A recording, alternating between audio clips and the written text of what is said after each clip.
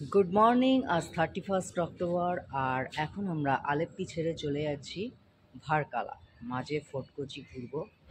তো যাওয়া যাক, গাড়ি অলরেডি এসে গেছে এবং লাগেজও উঠছে। আমরা তো আলেপ্পি ছেড়ে চললাম।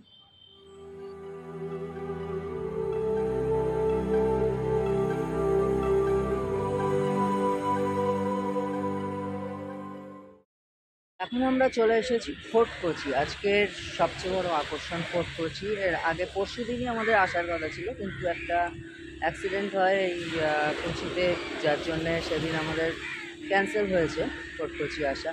আজকে এসেছি। আর এই ফোর্ট কোচির সব থেকে যেটা বিশেষত্ব, সেটা হচ্ছে চাইনিজ ফিশিং নেট। সেটা আমরা দেখবো। চলে এসেছি ফোর্ট কোচি, চলুন দেখা যাক fort Kochi.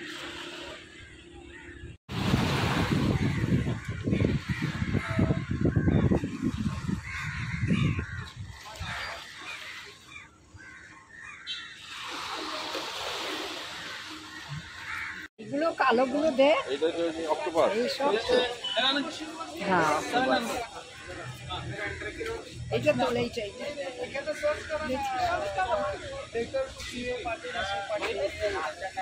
open restaurant. They will prepare salmon, Indian salmon. এটা হচ্ছে সালমান মাছ, ইন্ডিয়ান সালমান। 700 কেজি।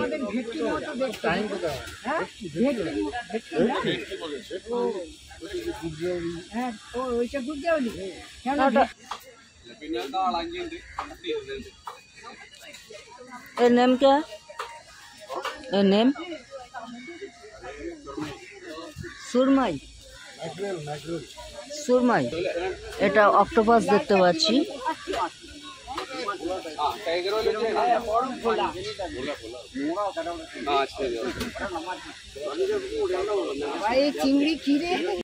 আমরা এখন দেখতে পাচ্ছি চাইনিজ ফিশিং নেট। এখানে এই যে মাছ ধরার যে পদ্ধতি জালের মাধ্যমে, সেইটাই হচ্ছে চাইনিজ ফিশিং নেট, এটাকেই বলছে।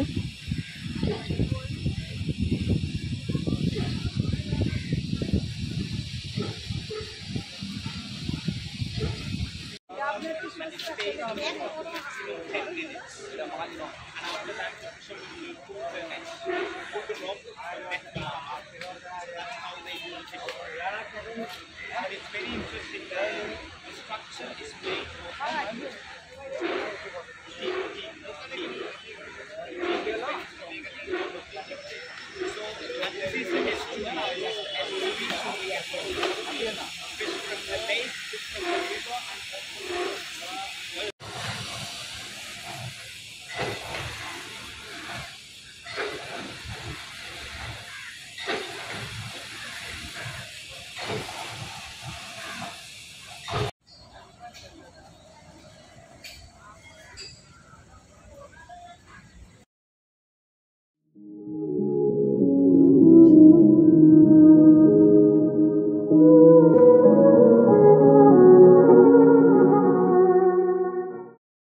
এখন ফোর্ট কোচি থেকে ভারকালা যাচ্ছি, আর যাওয়ার পথে এখন দুপুরের লাঞ্চটা সারবো এই আমার পেছনে যে হোটেলটা রয়েছে অ্যাবিস, তাতে। তা হোটেলটা দেখা যাক, বিশাল একটা হোটেল।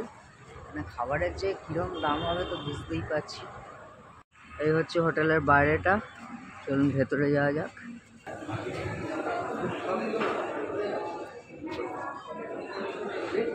এই হচ্ছে রেস্টুরেন্টের ভেতরটা।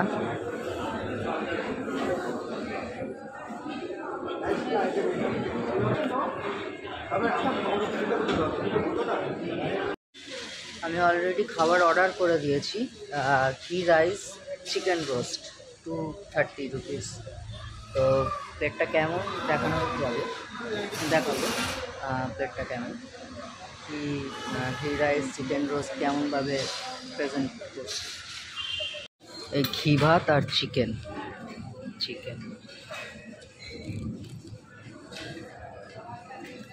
রায়তা দিয়েছে, আচার দিয়েছে আর একটা পাঁপড় দিয়েছে।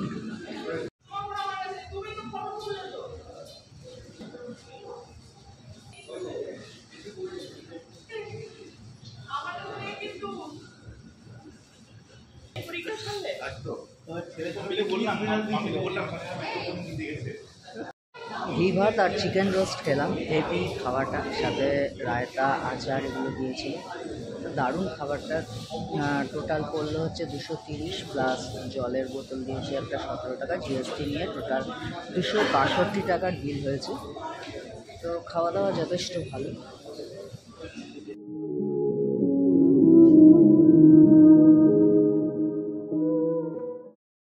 দিনের শেষে এখন চলে এসেছি কোল্লাম বিচে।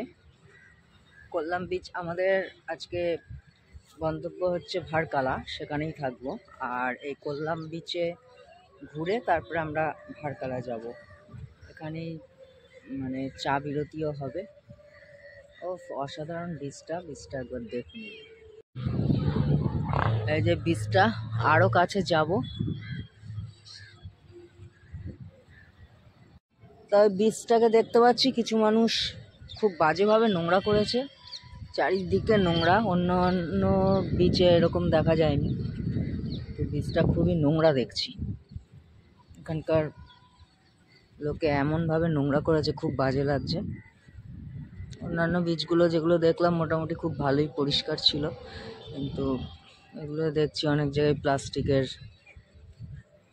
সব প্যাকেট পড়ে রয়েছে। এই দেখুন খালি কি নোংরা বিচটা।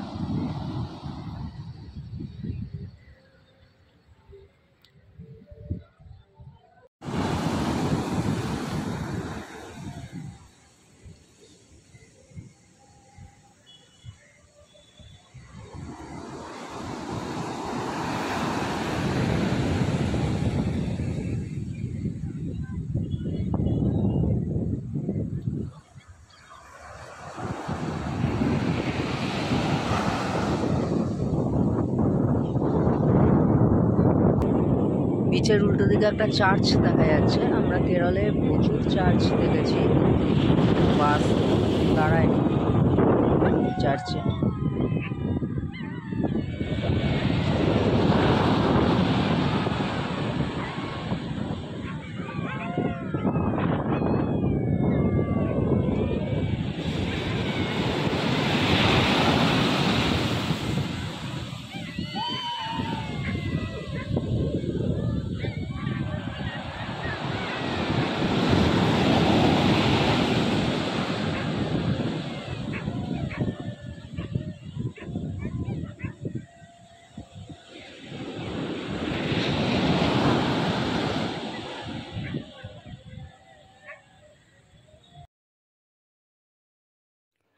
ভারকালাতে আমরা যে হোটেলটায় রয়েছি তার নাম হচ্ছে হিল ভিউ।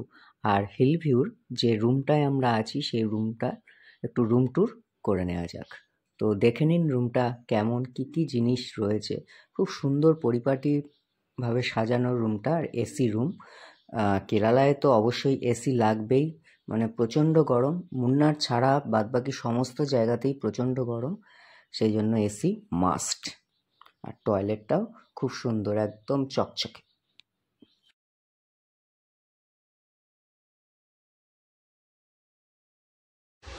এখন আমরা চলে এসেছি ভারকালা, আর ভারকালায় এই বিচের সামনে একদম। ভিউটা অসাধারণ। এখানে রাত্রিবেলা খুব ভালো দেখা যাচ্ছে না ঢেউ। আর এই দিকেই সমস্ত হোটেল, ক্যাফে, ওইদিকে হোটেলগুলো রয়েছে, আর এখানে সামনে ক্যাফে। আমরা যে হোটেলে রয়েছি তার নাম হচ্ছে হিল ভিউ। এই যে সেই হিল ভিউ, আমরা এর ভেতরে রয়েছি। আর সকালে দেখাবো ভালো করে হোটেলটা।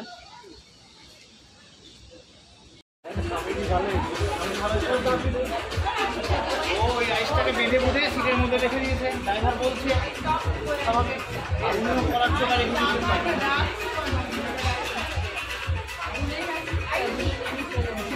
এগুলো ঘোরা নয়, জানি কালকে খাবে বলে, কালকে তো কাছেই যাওয়া হবে না।